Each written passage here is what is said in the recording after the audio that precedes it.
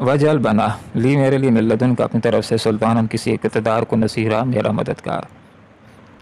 علماء نے یہاں پر واضح طور پر یہ بات لکھی ہے کہ اگر کوئی آدمی ایم پی اے بنتا ہے، ایم این اے بنتا ہے، یا کچھ لوگ حکومت کے طالب ہوتے ہیں اپنی ذات کی ترقی کے لیے، پگڑی کو اونچا کرنے کے لیے، پیسوں کو بٹورنے کے لیے، شان و شوکت کے لیے، نمود اور نمائش کے لیے، تو ایسا حکومت کا طالب ہونا، ایسا اقتدار کا اصول، یہ سراسر گناہ ہے۔ لیکن اگر کوئی آدمی حکومت کا طالب ہوتا ہے اسلام کو نافذ کرنے کے لیے، دین کو نافذ کرنے کے لیے، حدود کو جاری کرنے کے لیے، تو نہ صرف یہ کہ یہ جائز ہے بلکہ عین مطلوب اور مقصود ہے۔ جیسے جہاد کے لیے تلوار کا حاصل کرنا ناجائز نہیں، اسی طرح حدود کو نافذ کرنے کے لیے، اسلامی احکامات کو جاری کرنے کے لیے، اسلام کو نافذ کرنے کے لیے حکومت کا طالب ہونا بھی ناجائز نہیں۔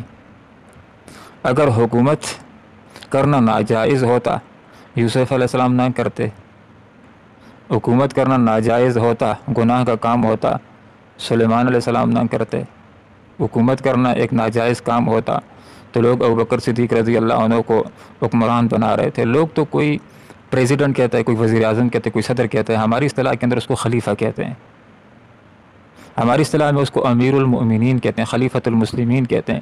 تو جب لوگوں نے ان کے عاتقی پر بیعت کی، ان کو خلیفہ بنایا، تو یہ انہوں نے نہیں کہا کہ ناجائز کام میرے ذمہ لگاتے ہو، نعوذ باللہ میں تو یہ کام نہیں کرتا، ایسا نہیں، ذمہ داری انہوں نے اٹھائی ہے۔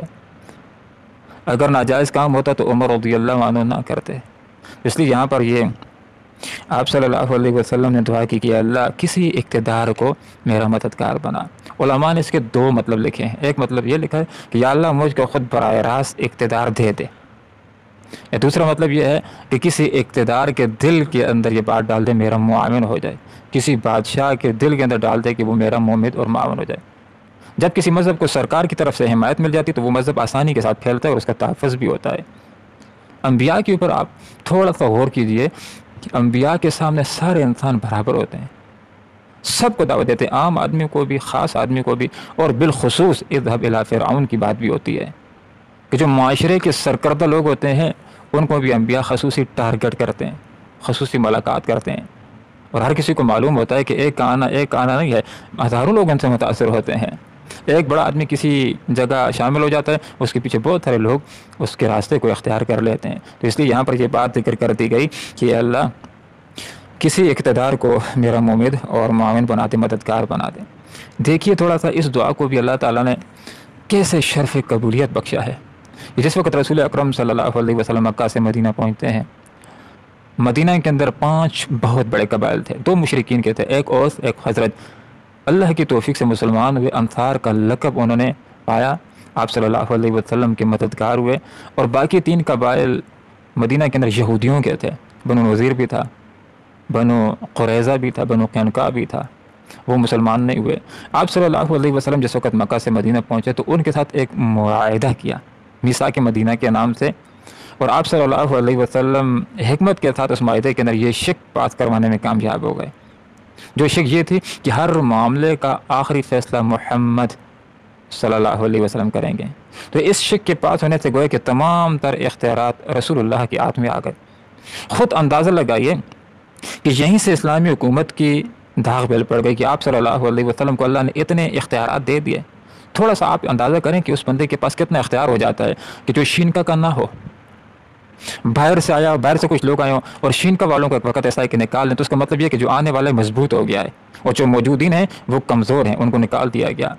یہودی تو مدینہ میں پہلے سے رہ رہے تھے، لیکن آپ صلی اللہ علیہ وسلم تو باہر سے آئے تھے، مکہ سے آئے تھے، لیکن اللہ رب العالمین نے اتنا اقتدار دے دیا، اتنا اختیار دے دیا، بات کتنی قوت دے دی، آپ کے حکم میں اتنا اللہ تعالیٰ نے زور ڈال دیا کہ یہودیوں نے جب شرارتیں کی تو وہاں سے، حالانکہ پہلے سے ان کے قدم وہاں پر جمے تھے، وہاں سے ان کو اللہ تعالیٰ کے رسول نے نکالا ہے۔ بنو نذیر نے بھی شرارتیں کی، خلاف ورزی کی، معاہدے کی، بنو قینقاع نے بھی، دونوں کو وہاں سے مسلمانوں نے نکالا، اور نکالنے والا وہی ہو سکتا ہے جس کے پاس طاقت ہوتی ہے۔ خیبر کے اندر جا کر کے آباد ہوئے. وہاں پر بھی شرارتیں جب نہیں چھوڑیں تو حضرت عمر رضی اللہ عنہ نے اپنے دور کے اندر وہاں سے بھی ان کو نکال دیا, پھر شام و فلسطین کی طرف چلے گئے. اور ان کا جو تیسرا گروہ تھا غزوہ احزاب کے بعد اس کو بھی تہ تہ کر دیا گیا. اور یہاں پر بات سمجھنے کی یہ بھی ہے کہ جس وقت آپ صلی اللہ علیہ وسلم مکہ سے مدینہ پہنچتے ہیں تو وہاں پر اسلامی حکومت کی جو داغ بیل پڑ گئی تو وہ اتفاقی امر نہیں تھا, اس کے پیچھے ایک سوچ تھی, اس کے پیچھے ایک 13 سالہ جد و جہد تھی. وہ دور کہ جس کو مکی دور کہا جاتا ہے, جس کو تاریخ ترین دور کہا جاتا ہے, جس کو دعوت کا دور کہا جاتا ہے, اس کے اندر بہت سارے واقعات ایسے ہیں جس سے یہ بات سامنے آتی ہے کہ آپ صلی اللہ علیہ وسلم ہوتے دعوت کے میدان میں تھے لیکن نظریں اسلامی انقلاب کے اوپر ہوتی تھیں. اس لیے کہ اسلام یہی سکھاتا ہے والذی ارسل رسولہ بالہدی ودین الحق لیظہرہ علی الدین کلہ, کہ اللہ وہ ذات بابرکات ہے کہ جس نے آپ صلی اللہ علیہ وسلم کو ہدایت کے ساتھ اور دین حق کے ساتھ بھیجا تاکہ اس دین کو باقی تمام ادیان کے اوپر غالب کرتے ہیں. باقی کوئی دین رہتا ہے تو رہے, یہودیت رہتا ہے تو رہے, عیسائیت رہتا ہے تو رہے, ہندو مت رہتا ہے تو رہے, زرتش رہتا ہے تو رہے, آتش پرستی رہتی ہے تو رہے, لیکن مغلوب ہو کر غالب جس نے ہونا ہے وہ اللہ کا نظام. اللہ کے نزدیک جو پسندیدہ ترین دین ہے, مذہب ہے, وہ اسلام ہے. اسلام نے غالب ہونا ہے. آپ دیکھیں کہ مکی زندگی کے اندر چند جملے میں رسول اللہ کے آپ کے سامنے ذکر کرتا ہوں, آپ کو اندازہ ہوگا کہ رسول اللہ ادھر دعوت دیتے تھے, ادھر دعوت دیتے تھے, اس دروازے کو کھٹکھٹاتے تھے, اس محلے میں جاتے تھے, لیکن نظریں اسلامی انقلاب کے اوپر تھیں. ایک جملہ آپ صلی اللہ علیہ وسلم کا طرف دیکھیے مکی دور کا. ایک موقع کے اوپر اللہ کے رسول نے ارشاد فرمایا کہ اگر یہ لوگ میرے ایک ہاتھ کے اوپر سورج, ایک کے اوپر چاند رکھ لیں تب بھی میں اس کام سے باز نہیں آؤں گا. یا تو یہ دین غالب ہو کر کے رہے گا یا میں اس راستے میں کام آ جاؤں گا. مکی دور کا جملہ ہے, یا تو یہ دین غالب ہو کر کے رہے گا. دین تو غالب ہونے کے لیے آیا ہے. ایک اور جملہ مکی دور کے اندر آپ صلی اللہ علیہ وسلم نے ارشاد فرمایا کہ ایک کلمہ ہے, اگر یہ اس کو اختیار کر لیں تو باقی عرب کے اوپر ان قریش والوں کی حکومت ہو جائے گی, باقی عرب ان کا ماتحت ہو جائے گا اور عجم ان کا باج گزار ہو جائے گا. یہ جملہ بھی اس بات کے اوپر دلالت کرتا ہے یہ صرف اخلاقیات کی دعوت اور چند محدود چیزوں کی دعوت نہیں ہے, بلکہ اس کو جب لوگ اختیار کریں تو پھر ان کی حکومت بنتی ہے, عرب والوں کے اوپر ان کی حکومت قائم ہو جائے گی. ایک اور جملہ مکی دور کا آپ کے سامنے ذکر کرتا ہوں. ایک موقع کے اوپر آپ صلی اللہ علیہ وسلم نے ارشاد فرمایا, حباب بن الارت رضی اللہ عنہ کو تسلی دیتے ہوئے فرمایا, مفہوم یہ ہے کہ سنہا سے خضر موت تک ایک عورت چلے گی, سونے سے لدی تن تنہا, اللہ کے خوف کے علاوہ اس کو کسی چیز کا خوف نہیں ہوگا. اشارہ کر دیا عدل کے زمانے کی طرف, امن کے زمانے کی طرف, اور یہ عدل کا زمانہ, امن کا زمانہ, یہ اسلام کا زمانہ ہوگا.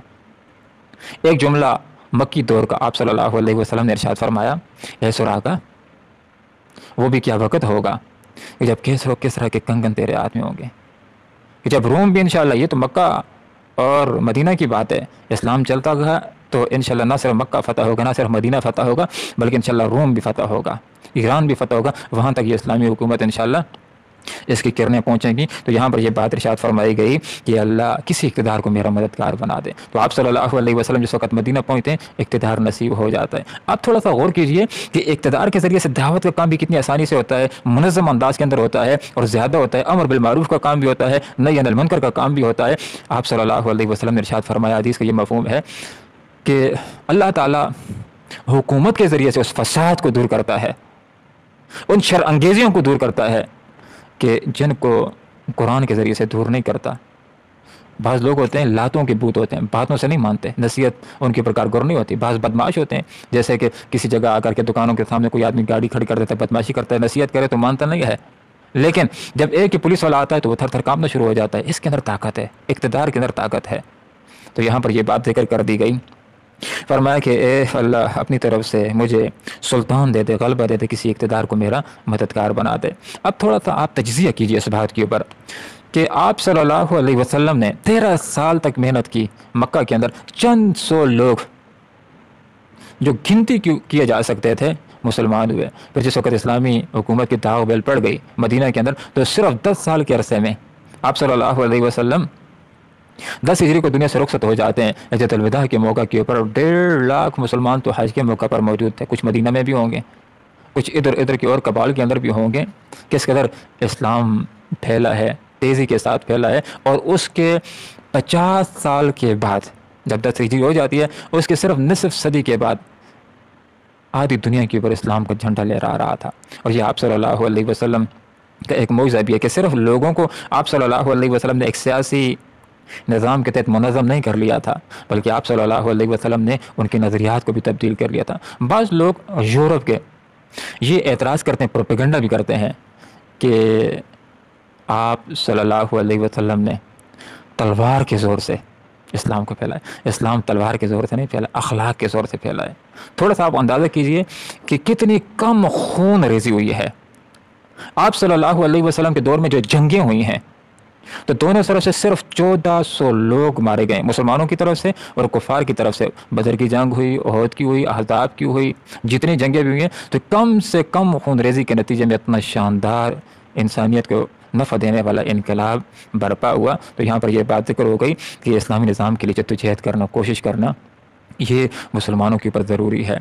حضرت امین احسن اصلاحی صاحب نے تدبر قرآن میں یہ بات لکھی، لکھتے ہیں کہ قرآن کے جس حکم کے اوپر عمل کرنے کے لیے جس لازمے کی ضرورت ہوتی ہے، اس لازمے کو، ان لوازمات کو پورا کرنا یہ مسلمانوں کی پر فرض ہے۔ اب ہاتھ کاٹنے کی بات ہو چوری کے نتیجے میں، کوڑے مارنے کی بات ہو شراب کے نتیجے میں، کوڑے مارنے کی بات ہو زنا کے نتیجے میں، رجم کرنے کی بات ہو زنا کے نتیجے میں، کسی کا گلا کاٹنے کی بات ہو قصاص کے نتیجے میں، تو اگر کوئی آدمی کسی کو مار دیتا ہے، آپ اسے مار دیتے ہیں تو بدلے کے بدلے شروع ہو جائیں گے۔ اب ایسے نظام کی ضرورت ہے کہ جو کسی کو قتل کرتا ہے، قصاص لیتا ہے، اس سے کوئی بدلہ نہ لے سکے، اس مضبوط نظام کو اسلامی حکومت کہا جاتا ہے۔ تو بہت سارے احکامات کے اوپر عمل کرنے کے لیے اسلامی نظام کی ضرورت ہے، اسلامی حکومت کی ضرورت ہے۔ اللہ تعالیٰ ہمیں قرآن و سنت کو سمجھنے کی اور پھر اخلاص کے ساتھ اللہ تعالیٰ عمل کرنے کی توفیق عطا فرمائے۔ آمین۔ وآخر دعوانا ان الحمد للہ رب العالمین۔